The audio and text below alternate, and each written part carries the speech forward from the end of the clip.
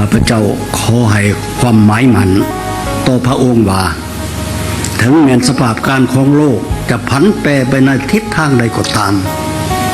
แต่มิตรภาพฐานพี่น้อง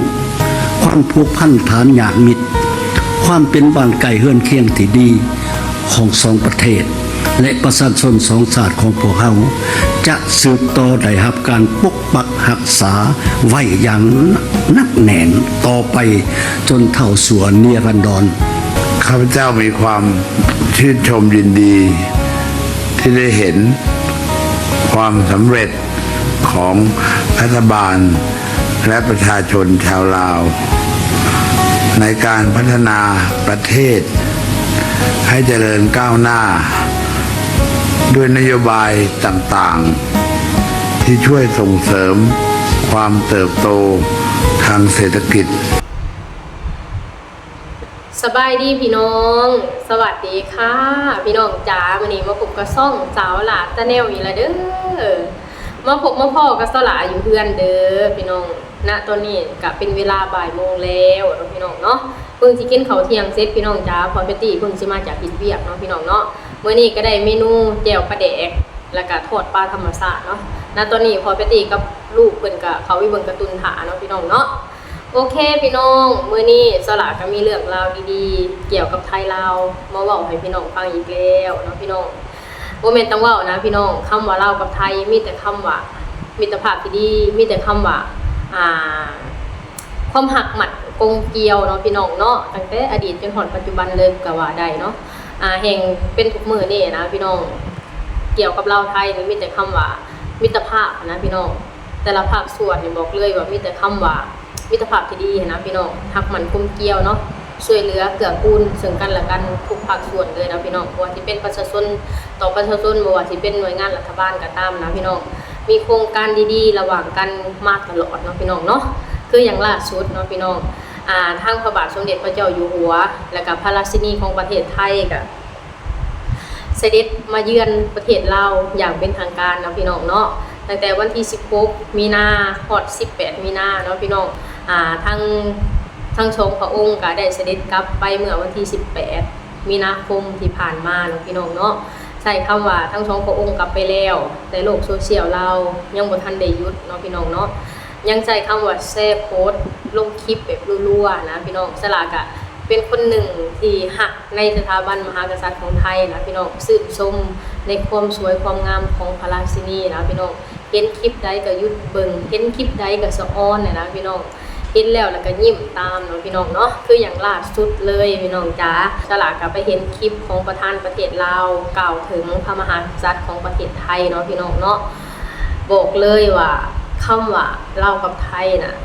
มีความสัมพันธ์ที่ดีต่อกันบ่เคยขาดเนาะพี่น้องเนาะตั้งแต่อดีตจนถึงปัจจุบันมีแต่คำว่าความสัมพันธ์ที่เหนียวแน่นยิ่งขึ้นนะพี่น้องโอเคพี่น้องเดี๋ยวเราไปฟังคำกล่าวของท่านทองบุญศรีสุรินทร์ที่กล่าวถึงพระบาทสมเด็จพระเจ้าอยู่หัวของประเทศไทยบอกเลยว่ามีแต่คำว่ามิตรภาพมีแต่คำว่าความสัมพันธ์ที่ดีเนาะพี่น้องเนาะโอเคเดี๋ยวเราไปฟังคลิปกันก่อนเลยข้าพเจ้าขอให้ความหมายมันต่อพระองค์ว่าถึงแม้สภาพการของโลกจะผันแปรไปในทิศทางใดก็ตาม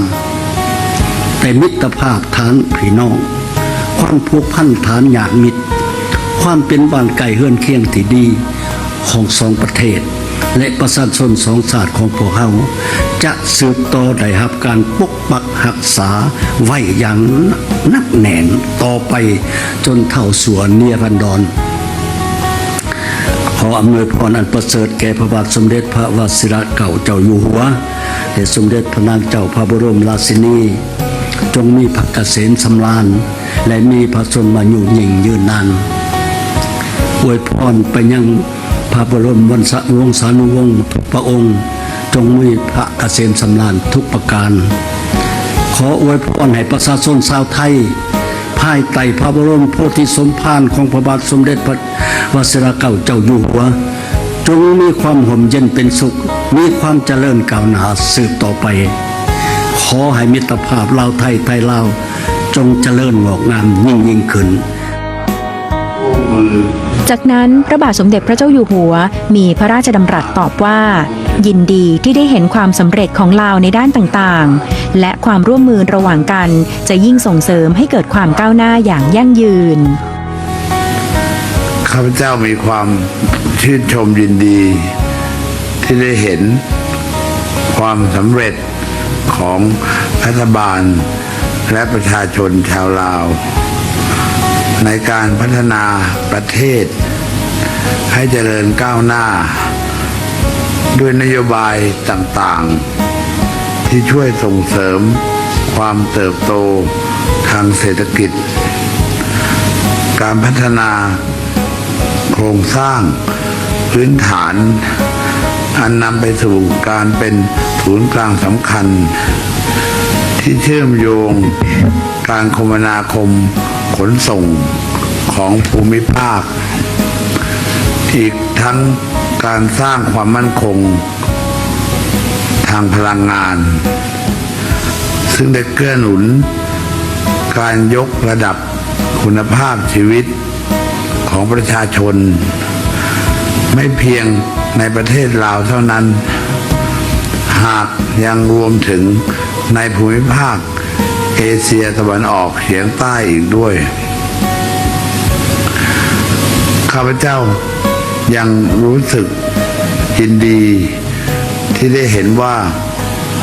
โครงการความร่วมมือเพื่อพัฒนาที่เราทั้งสองประเทศดำเนินการร่วมกัน ก็ผลิตออกดอกผลและมีส่วนเกื้อกูลให้ชุมชนในท้องถิ่น มีความอยู่ดีกินดียิ่งขึ้นด้วย จึงมั่นใจได้ว่าความใกล้ชิดสนิทสนม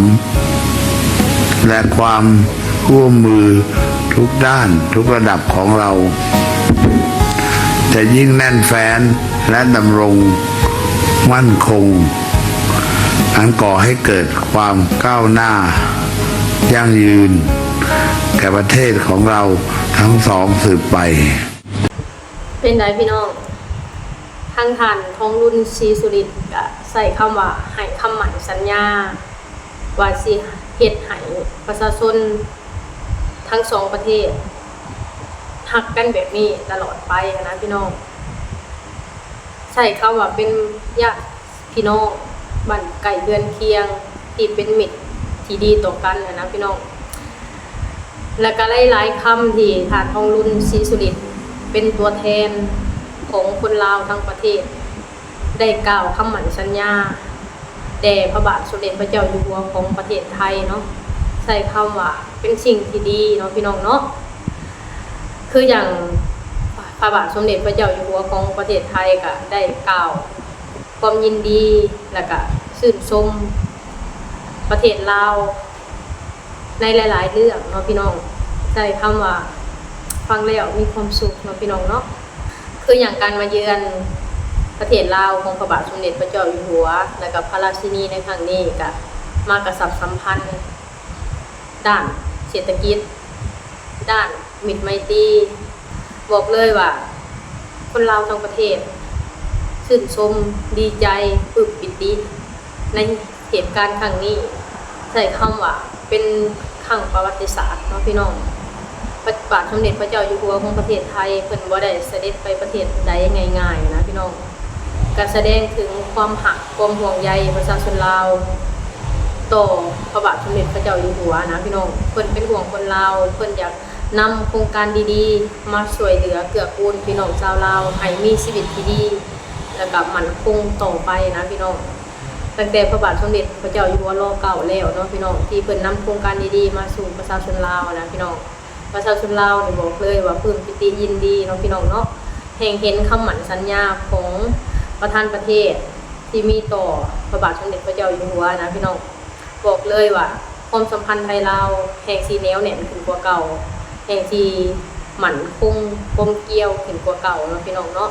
พิสูจน์ได้ทุกมือนี่บอกเลยว่าการปกครองทางคนละแบบเนาะพี่น้องแต่การใช้ชีวิตการไปมาหาสู่นี่ค่ะใส่คำว่าสะดวกสบายแห้งเนาะพี่น้องเนาะ อย่างเช่นการใส่เงินคือกันเนาะพี่น้องอยู่ประเทศลาวปล่อยเสรีในการใส่เงินบาทเนาะพี่น้องเนาะสามารถใส่เงินบาทอยู่ประเทศลาวได้แบบสบายเลยนะพี่น้องโดยที่บ่ต้องไปแลกเงินกีบก็สามารถใส่ได้เนาะพี่น้องเนาะสละยืนยันในตัวเจ้าของเนาะพี่น้องเพราะสละก็เป็นคนลาวคนหนึ่งที่ใส่เงินบาทไทยซื้อของอยู่ประเทศลาวได้แบบเสรีนะพี่น้องบอกเลยคำว่าประเทศไทยเนาะมีอิทธิพลต่อประเทศลาวหลายพี่น้องบ่ว่าสิเป็นด้านสินค้าบ่ว่าสิเป็นด้านเงินเนาะพี่น้องเนาะอาหารการกินสิ่งของต่างๆคนลาวนิยมใส่ของไทยคนลาวหักและมีความผูกพันกับประเทศไทยใส่คำว่าหลายกว่าประเทศอื่นเนาะพี่น้องสละถึงเสือคำว่าไทยลาวเข้าตัดกันบุขาดเนาะพี่น้องชาวไทยหักคนลาวคือลูกคือหลานคนลาวกับหักพี่น้องชาวไทยบ่แตกต่างกันเลยเนาะพี่น้องเนาะความสัมพันธ์ไทยลาวแห่งนับมือนับสีแน่นแฟ้นขึ้นไปกว่าเก่าแห่งสมัยถุงมือนี่การไปมาหาสู่สะดวกสบายการค้าขายง่ายมือต่างๆนานาใส่คำว่าเกื้อกูลซึ่งกันและกันเนาะพี่น้องเนาะนี่แหละพี่น้องสลากเขาไปเห็นคลิปดีๆนี่สลากก็ยังมานำเสนอต่อนะพี่น้องบอกเลยว่าคนลาวหักและเทิดทูน